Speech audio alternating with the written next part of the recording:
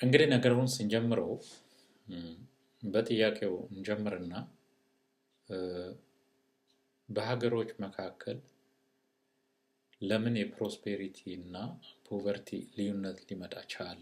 ማለትም ግማሹ ድሃ ግማሹ ሀብታም የሆነው ለምንድን ነው ጥያቄ።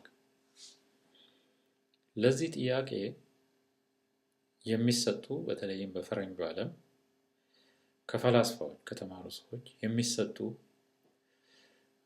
ቲዎሪዎች ወይም ደግሞ ሃይፖቴሲሶች አሉ። መላምት ማለት ነው። አክቹዋሊ ሃይፖቴሲሶች እነሱ የሚያምኑባቸው ለዚህ ለድህነቱ ለምሳሌ ያህል ለዌስተርን ዩሮፕ ዩናይትድ ስቴትስን ጨምሮ ላለው የሀብት ኤክሰስ እና ለሳብሳሃራን አፍሪካ ድህነት ልዩነቱ በመካከላቸው ያለው የጂኦግራፊ ልዩነት ነው ብሎ ያምናሉ። ይሄ እንግዲህ ዘ ጂኦግራፊ ሃይፖቴሲስ የሚባለው ነው። እንደው ቀረብ አድርገን ስንመለከተው ነገሩ ምንድን ነው የሚለው ድሃ አገሮች ድሃ የሆኑት ክላይሜቱ በጣም ሞቃት ስለሆነ ፀሐይ የሞቁ ስለሚውሉና ሰነፎች ስለሆኑ ነው ብሎ ነው የሚያምነው። ልክ እንደዚህ ብሎ ነው የሚያምነው። ፀሐይ የሞቁ ስለሚውሉ ሃርድ ወርከርስ አይደሉም እና ኢኖቬሽን ይጎላቸዋል። የድህነታቸው ዋናው ምንጭ ይሄ ነው። ከዚህም በተጨማሪ እነዚህ ሀገሮች ውስጥ የሚኖሩ ህዝቦች በዲክቴተሮች የመገዛት ዝንባሌ ያላቸው ብሎ ነው የሚያምኑት።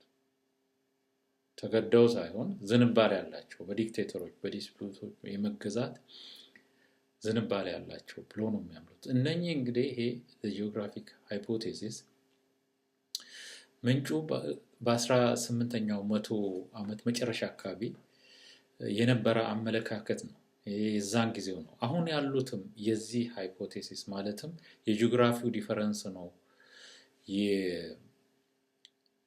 የድህነቱን እና የሀብቱን ልዩነት ያመጣው ብለው የሚያምኑ አሁንም ያሉት ሞደርኖቹ እነሱ ደግሞ ያው ፕሪንሲፕሉን ጂኦግራፊ ላይ ያደርጉና ትንሽ ሞዲፋይ ያደርጉታል። ምንድነው የሚሉት? አንደኛ ክላይሜቱ ሞቃት በመሆኑ እዛ አካባቢ በጣም ብዙ በሽታዎች አሉ። ለምሳሌ ያህል የወባ በሽታ ማለት ነው። የወባ በሽታ ብዙ ሰው ስለሚጨርስ የሌበር ማርኬቱን ድሃ ያደርገዋል። ኢፌክቲቭሊ ፕሮዲውስ ሊያደርጉ አይችሉም። ለዚህ ነው ድሃ የሆኑት ይላል። ይሄ የመጀመሪያው አመለካከታቸውና ምክንያታቸው ነው። ማለትም ሞደርን እንደሆኑ ለአሁኖቹ እንደ ጄፈሪ ዛክስ የሚባሉ ኢኮኖሚስቶች ናቸው። ሁለተኛው የሚሰጡት ምክንያት ክላይሜቱ ትሮፒካል ስለሆነ በጂኦግራፊው ምክንያት አፈሩ ደረቅ ነው። አፈሩ ምርታማ አይደለም፣ ደረቅ ነው። ምርታማ ስላልሆነ የዚህ ደረቅ የመሆኑ ምክንያት ድህነቱን ካመጡት ነገሮች አንዱ ነው የሚል ነው። እንግዲህ ሁለቱ የሚሰጡት ምክንያት አንዱ የበሽታዎች ሌበር ማርኬቱ በበሽታው ምክንያት ማደህየት፣ ሁለተኛው ደግሞ የመሬቱ ለም ያለመሆን። እንደዚህ ብለው ነው የሚያምኑት። ጂኦግራፊ ሃይፖቴሲስ አማኞች እና ተከታዮች ጂኦግራፊው የተለያየ ስለሆነ ማለትም ሳብሳሃራን አፍሪካ ውስጥ ለምሳሌ ያህል ብዙ ፀሐይ የሚወጣና ደረቅ ስለሆነ ነው ከሌላው ድሃ የሆኑት ብለው የሚያምኑት። ይህን ግን አንዳንድ የእኛም ሀገር ቢሆን አንዳንድ ጊዜ ስሰማ እኛ እኮ ድሃ ሆነን የቀረነው ወይዘሮ ጥሩ ስለሆነ ፀሐይ እየሞቅ ስለምንውል በትንሹ ህይወታችንን ማርካት ስለምንችል ነው የሚል ምክንያትም ይሰማል ከየሰው ሲታይ። ሌላው ደግሞ መሬቱም ለም አይደለም፣ ብዙ ምርት አያስገኝም እና ቢሰራም የሚጠቅም አይደለም ሊልም የሚቃጣው አለ። ሆኖም ግን ነገሩን በጥቅል ስናየው ድህነትን በጂኦግራፊ ማለትም መግለጽ አይቻልም። ድህነት ኮምፕሌክስ ነው፣ የራሱ አገላለጽ አለው። ይሄ አሁን የዚህ ጂኦግራፊ ቲዮሪ ሙሉ ለሙሉ ስህተት መሆኑን ለማሳየት ቀላል ምክንያቶች አሉ። አሁን ለምሳሌ ያህል ዩናይትድ ስቴትስን እንውሰድና አሪዞና የሚባል አንዱ የዩናይትድ ስቴትስ ስቴት ነው። ከሜክሲኮ ጋር ድንበር አለው። አሪዞና ድንበሩ አካባቢ ዞኖሮስ የምትባል ከተማ አለች። ዞኖሮስ በአንዱ ከተማ በአጥር ተከልሎ አንደኛው ፓርት ዞኖሮስ አሪዞና ነው የሚባለው፣ ይሄ ዩናይትድ ስቴትስ ፓርት ነው። ሁለተኛው ፓርት ዞኖሮስ ኖጋሌስ ዞኖሬ ነው የሚባለው፣ ይሄ የሜክሲኮ ፓርቱ ነው። ኖጋሌስ አሪዞና እና ኖጋሌስ ዞኖሬ በአጥር ነው የተለየው። ጂኦግራፊው፣ ሰው፣ ቋንቋ፣ ሁሉ ነገሩ አንድ ነው እና ኖጋሌስ አሪዞና ውስጥ ማለትም አሜሪካን ፓርቱ ውስጥ የሚኖረው ሰው በደሞዝ ስንተምነው የሚያገኘው ደሞዝ ኖጋሌስ አሪዞና ማነው ዞኖሬ ሜክሲኮ ውስጥ ከሚኖረው እዛቸው ውስጥ አንድ ከተማ ውስጥ ከሚኖረው ሰው 30 እጥፍ የበለጠ ነው። በአጠቃላይ ህይወቱን እንዲህ ስታይ ከ30 እስከ 50 እጥፍ የበለጠ ይሆናል። ጂኦግራፊ ሆኖማ ቢሆን ኖሮ የነኚህ ሰዎች ህይወት እንዲህ ባልተለያየ ነበር። አንዱ 50 እጥፍ ደሞዝ ከሌላኛው የበለጠ ባላገኘም ነበር። አንዱ እጅግ ድሃ፣ ሌላኛው ደግሞ የተደላደለ ህይወት ሀብታም የሚሆንበት ምክንያት የለም። ምክንያቱም አንድ ከተማ ነው፣ ጂኦግራፊው አንድ አይነት ነው። ሁለተኛውን ምሳሌ ስንወስድ ኮሪያን እንውሰድ እስቲ። ኮሪያ ሳውዝ እና ኖርዝ ተብሎ ተከፍሏል ከ80 ዓመት በፊት ጀምሮ። ሳውዝ ኮሪያ በአሁኑ ጊዜ በዓለም ላይ ሀብታም ከሚባሉ የቴክኖሎጂ ሀገሮች አንዱ ነው። ኖርዝ ኮሪያው ግን ዝግ ሶሳይቲ ነው። ለሰው የሚላስ የሚቀመስ የለውም። እጅግ ድሃ ሀገር ነው። እነኚህ ሰዎች ይመለከታቸው እንግዲህ የሚናገሩት ቋንቋ አንድ አይነት ነው።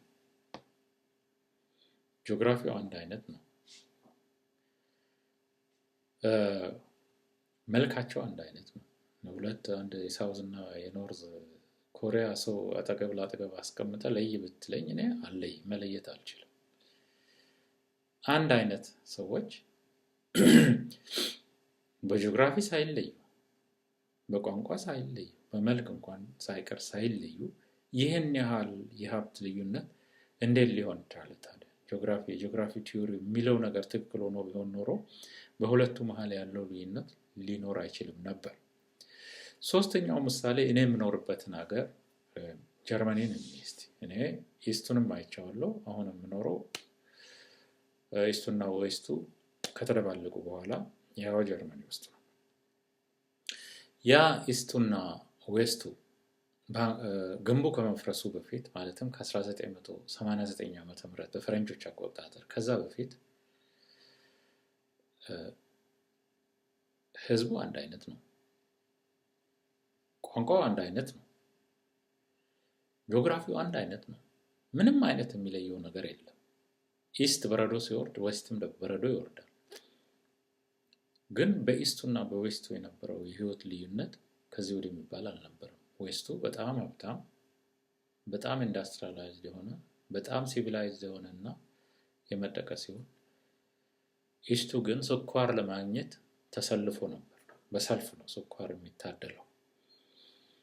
ይሄ እንግዲህ የጂኦግራፊ ልዩነት ድህነቱን አምጥቶት ቢሆን ኢስቱም ድሃ የሚሆንበት ምንም አይነት ምክንያት አይኖርም ነበር። ስለዚህ ድህነትን ያመጣው ጂኦግራፊ ነው የሚለው ነገር እዚህም ላይ ፉርሽ ነው፣ ውድቅ ነው። ድህነት በጂኦግራፊ ሊገለጽ አይችልም በምንም አይነት መልኩ። ያው እኛን ሰነፎች ፀሐይ ሲሞቁ ይውላሉ ብለው ቢሰድቡን እነሱ ውስጥ ባለው ምሳሌ ይሄ ሃይፖቴሲሳቸው መላምታቸው መላምት ሆኖ ነው የሚቀረው፣ ምንም አይነት እውነታ የሌለው ነው። ሌላ በቀላሉም አፍሪካን ብንወስድ አፍሪካን ውስጥ ራሱ የሳውዝ አፍሪካ እና የሳብ ሳሃራን አፍሪካ የህይወት ልዩነት ማየት ይቻላል። አፍሪካ እንግዲህ ከዳር እስከ ዳር ሞቅ ነው፣ ከዳር እስከ ዳር ሙቅ ነው፣ ከዳር እስከ ዳር ጂኦግራፊው ቢለያይም ሞር ኦር ሌስ ሲሚላር ነው።